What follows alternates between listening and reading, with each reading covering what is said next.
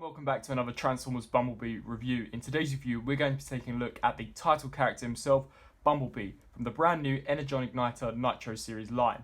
As always, we're going to take a quick look at the packaging.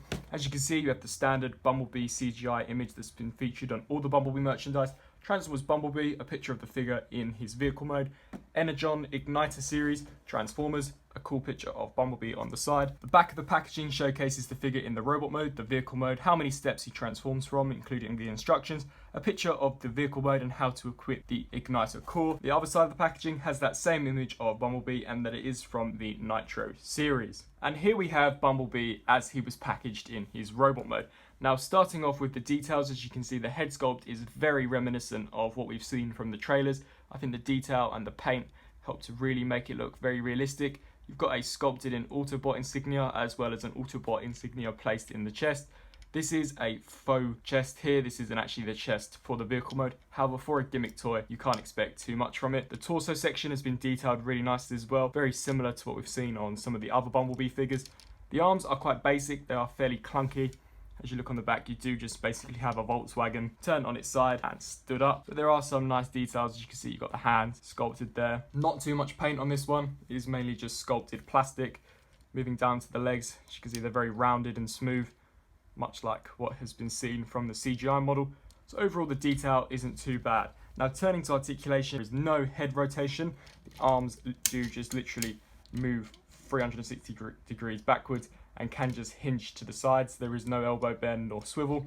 The legs cannot kick forwards nor backwards. They can just spread to the sides. And that is it for articulation. So articulation on this figure is very, very simplistic. However, the details do kind of make up for it. Now, turning to transformation, he is very simplistic, even more simplistic than the other figures. To start off with, you just need to collapse the head inwards like that, fold the fists upwards like so, and lift the arms all the way up to the top, just like this. Fold these sections out just to allow for some clearance.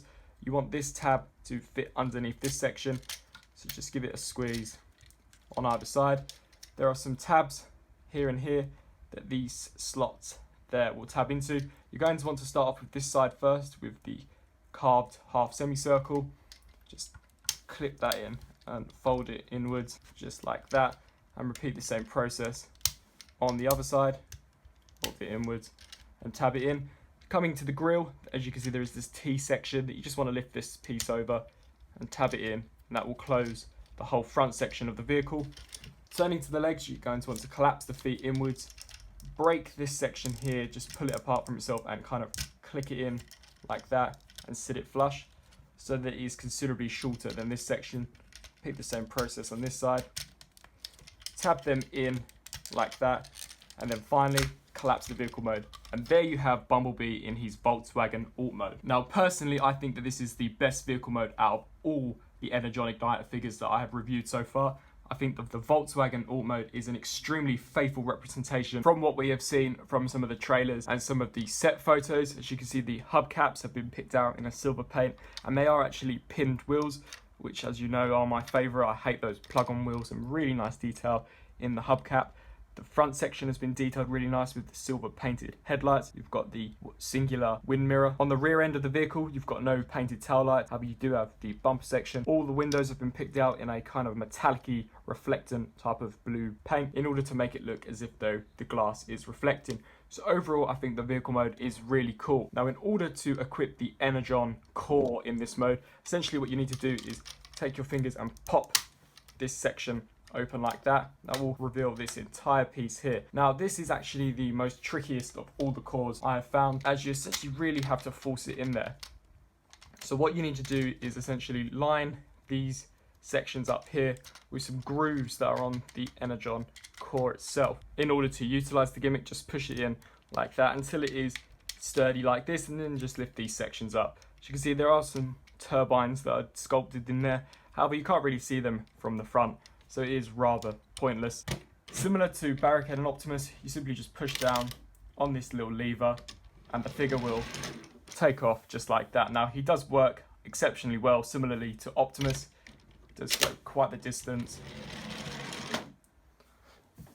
So the gimmick does work exceptionally well on Bumblebee.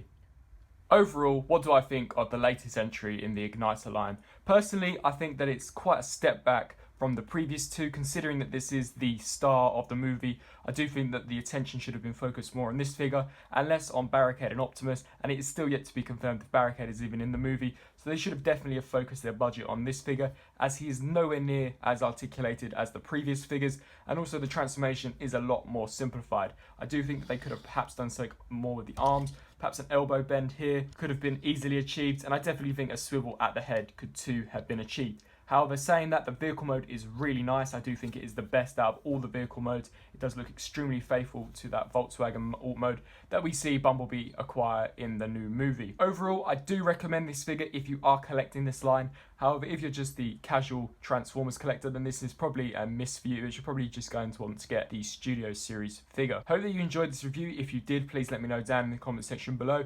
I have done a review on the entire first wave of these Energon Igniter figures. Barricade and Optimus are on my reviews playlist, so please check them out if you haven't done so already. Until my next review, I'll see you then. Thanks for watching.